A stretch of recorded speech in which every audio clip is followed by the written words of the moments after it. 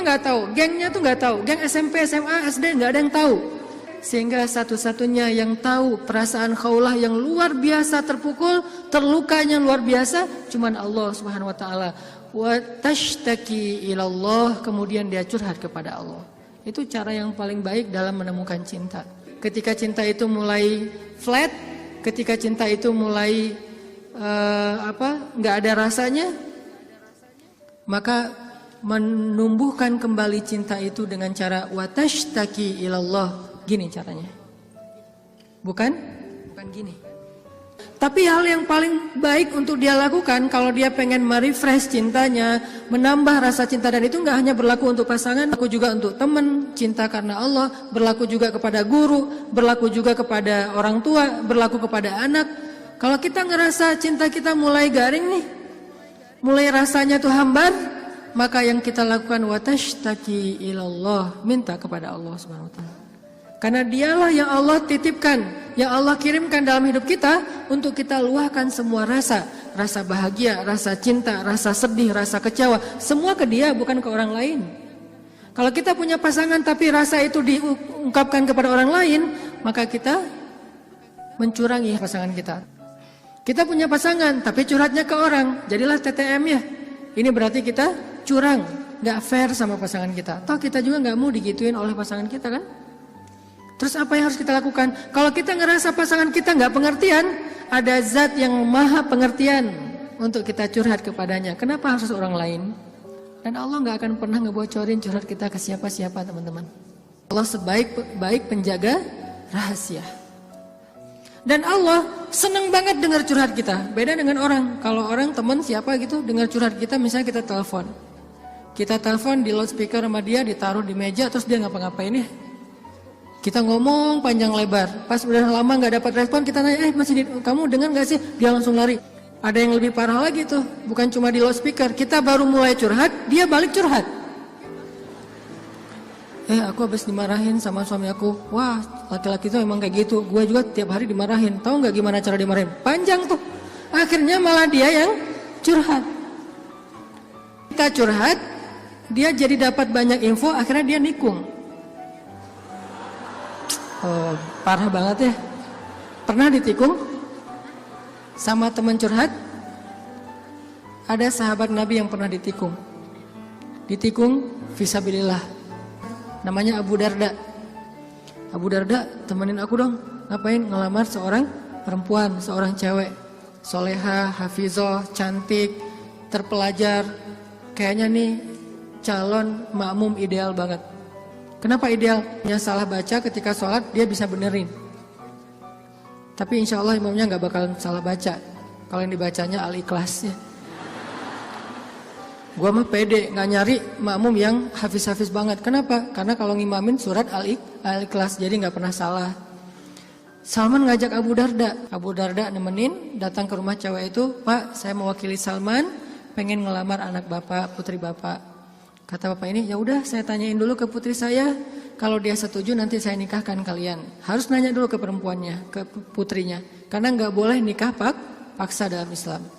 Sama dengan nggak boleh menghalangnya yang sudah punya niat baik untuk menikah. Sama dengan kita menghalang-halangi anak kita untuk datang ke masjid beribadah. Calon mertua. Nggak boleh menyusah-nyusahin anak kita yang pengen beribadah. Apa ibadahnya? Nikah. Bukankah nikah itu setengah dari agama? Selama itu kita perhatikan bukan sesuatu yang sangat beresiko, yang terlalu terburu-buru, ceroboh, maka biarkan mereka melihat kebesaran Allah Subhanahu wa taala di dalam rumah tangganya. Rumah tangga seperti usaha dibangun dari nol, tiba-tiba Allah kasih banyak kemudahan setelahnya. Udah selesai lamar, ditanya sama ayahnya kepada putrinya. Nak, gimana tuh ada satu orang cowok di depan ngelamar kamu? Yang mana? Itu yang Salman, yang orang Asia. Anaknya kemudian keluar ngintip. Ngintip bahasa kita stalking. Karena ada seorang perempuan dilamar, kemudian dia gak pede gitu. Dia bilang ke Rasulullah, ya Rasulullah, boleh gak kalau saya tuh aib saya bahwa dia kepalanya ini rambutnya banyak yang sudah rontok karena penyakit. Kemudian dia bilang, boleh nggak saya pakai rambut palsu atau saya tutup rambut saya dan saya nggak kasih tahu ke siapa-siapa kalau rambut saya itu udah rontok. Kata Nabi, sampaikanlah. Jadi nggak perlu diedit, nggak perlu dibikin yang sekeren mungkin, tapi kemudian orangnya kecewa. Dia stalking, oh itu cowoknya. Kalau yang di sebelahnya itu Abu Darda, ya sudah. Akhirnya si cewek menerima lamaran, tapi bukan untuk Salman, untuk Abu Darda. Datang bapak itu. Alhamdulillah saya udah bicara dengan anak saya. Oh gimana Pak, Salman udah deg-degan gitu. Sabar ya Salman, ternyata anak saya belum berkenan untuk menikah dengan Salman.